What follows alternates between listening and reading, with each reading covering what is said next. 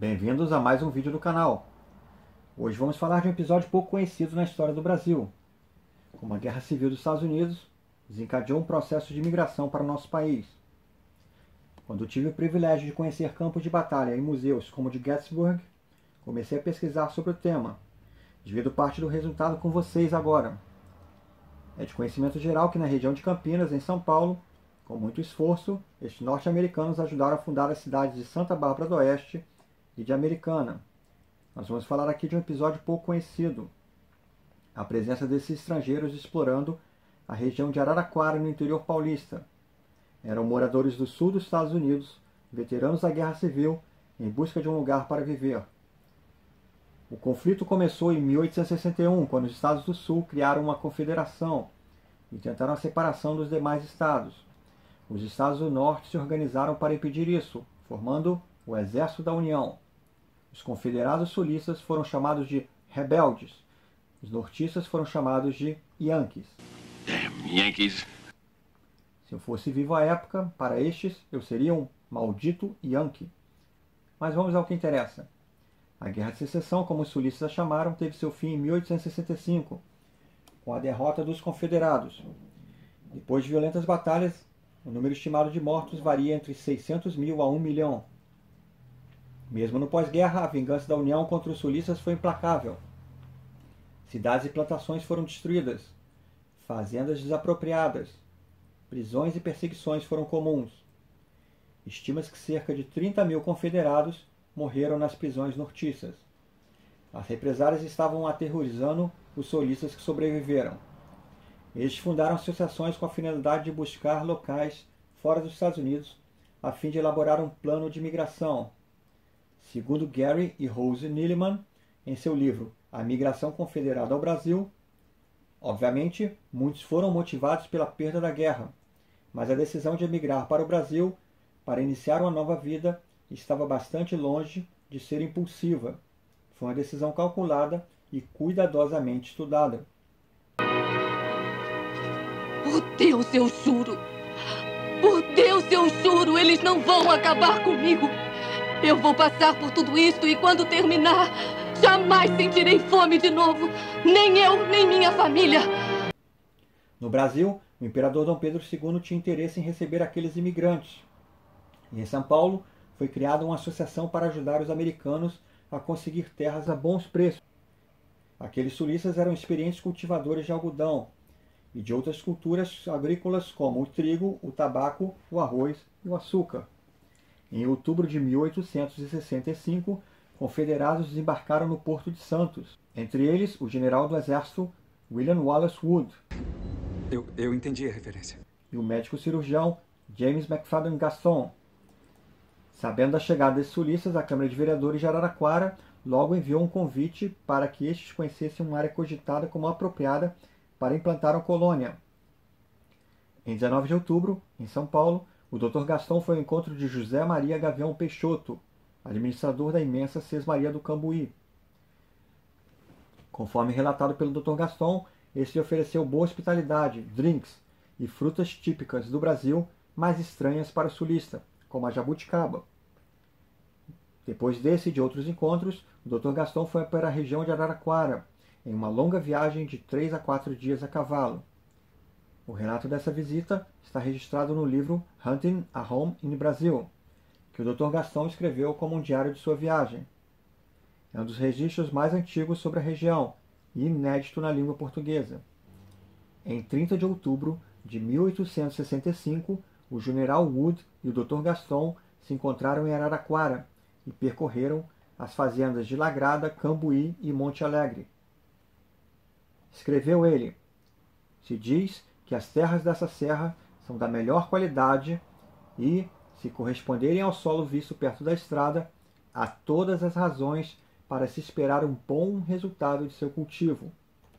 O Dr. Gaston, com a ideia que essas terras seriam uma localização favorável para uma cidade de recém-chegados, escreveu: "A boa localização e as instalações de água evidentemente inspiram a uma ferrovia para essa região.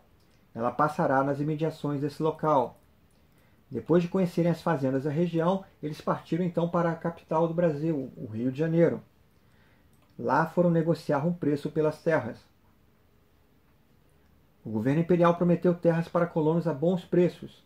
O problema era a distância dessas terras para escoar as produções para a capital de São Paulo e para exportação através do Porto de Santos. Enquanto isso, houve um grande burburinho em Araraquara e grande animação por parte de fazendeiros, profissionais liberais e todos aqueles moradores que entenderam que aquela era uma grande oportunidade para o desenvolvimento de seu município. Os sulistas conheciam pormenores da agricultura. Eram geralmente honrados, disciplinados e tradicionalistas. Um movimento foi feito em prol de facilitar a aquisição das terras a preços baixos, e com o apoio da Associação Brasileira criada para ajudá-los, a expectativa era muito positiva. Os brasileiros e os confederados também tinham em comum o uso da escravidão como força de trabalho. Embora o Dr. Gaston tenha notado que esta acabaria sendo abolida no Brasil. Segundo registrado em seu livro, é evidente, no entanto, que o Brasil considera precária a instituição da escravidão, e já vemos no público impressões de alusões à emancipação futura e medidas sugeridas para a sua realização gradual, que visam preparar a mente pública para este evento em algum momento. Nossas pesquisas nos mostraram que, em conversas dentro do Conselho do Estado, a Guerra Civil Norte-Americana atrasou esse processo no Brasil. Mas isso é tema de outra história. Em 29 de outubro, os vereadores de Araraquara escreveram uma carta para que o representante sulista apresentasse em seu país. Essa deixava clara a expectativa na época. Eles chamaram os sulistas de nossos irmãos. Pediam que considerasse adotar nosso país como seu país. A carta também os chamava de enérgicos agricultores e mecânicos. E finalizava afirmando: tenham certeza de que nós os receberemos como irmãos recebem irmãos. A expectativa de Dr. Gaston também era muito grande. Ele concluiu seu livro com as seguintes constatações: para o nosso povo do Sul, o Império do Brasil incorpora o caráter e o sentimento entre a melhor classe de cidadãos, muito de acordo com o nosso padrão de gosto e polidez. E mais tarde, existe uma dignidade e uma hospitalidade entre essas pessoas, que correspondem em muitos aspectos ao porte elevado e generoso que caracterizou o cavalheiro do Sul nos tempos antigos. Encontrei pessoas no Brasil capazes de apreciar o caráter do Sul e prontas para estender uma cordial saudação a todos que vierem. Eu procurei e encontrei para eles uma casa. Outra carta de Araraquara, publicada dias depois em um jornal, registrou pormenores da visita dos sulistas à cidade e demonstrou a expectativa dos moradores com o progresso que seria trazido com os norte-americanos.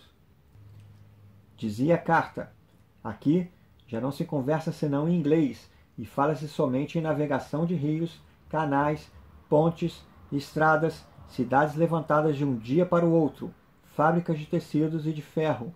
Enfim, isto por aqui já é uma parte dos Estados Unidos.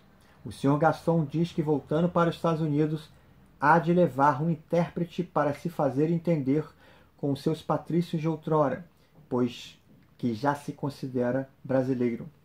Os nossos hábitos e costumes, a nossa agricultura e indústria foram por eles muito apreciados, e bem assim como o nosso clima. São eles perfeitos cavalheiros, de qualidades superiores e de trato fino. Por onde passaram deixaram muitas impressões agradáveis e muitas saudades. Estamos ansiosos pelo resultado definitivo disso tudo. Cremos que a resolução final será tomada no Rio de Janeiro e nós a esperamos com a mesma ansiedade com que esperamos a conclusão de nossa guerra. A guerra que ele se refere aqui é a guerra que o Brasil travava contra o Paraguai. Em 2 de novembro, os jornais publicaram uma resposta das comitivas dos sulistas, animados com a receptividade araraquarense. O Dr. Gaston foi se encontrar com o ministro da Agricultura e com o Conselho de Estado de Dom Pedro II. Os preços das terras de Araraquara, devido à grande distância da capital paulista, não eram viáveis para os sulistas.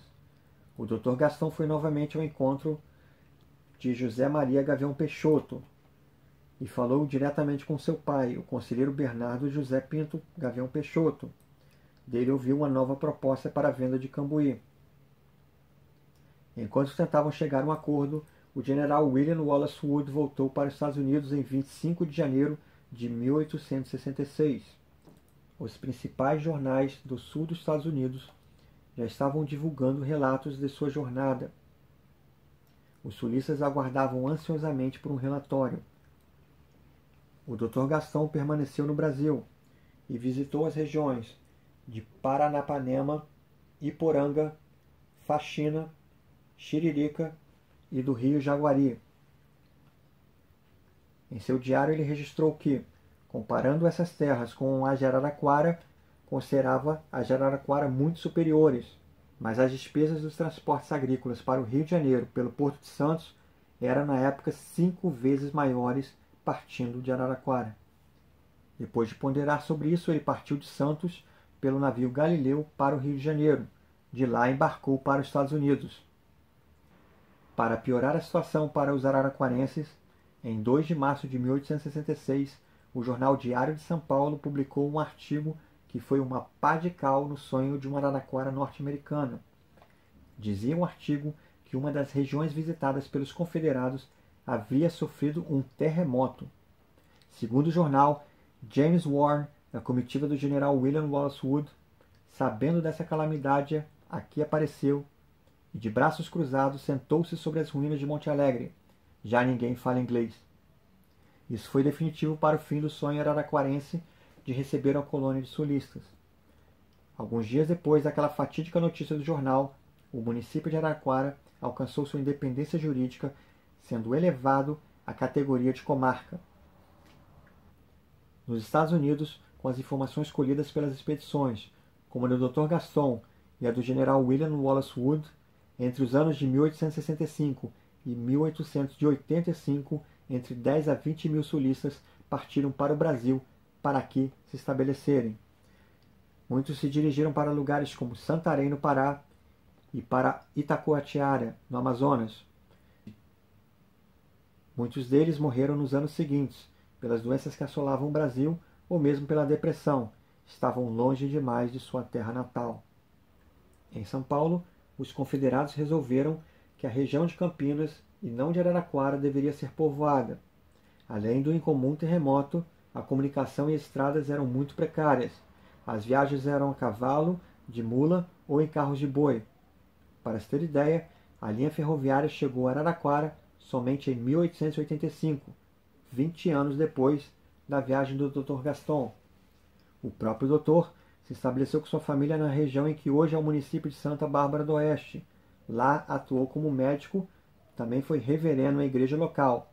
Suas filhas se casaram com missionários protestantes e juntos ajudaram a fundar o presbiterianismo no Brasil.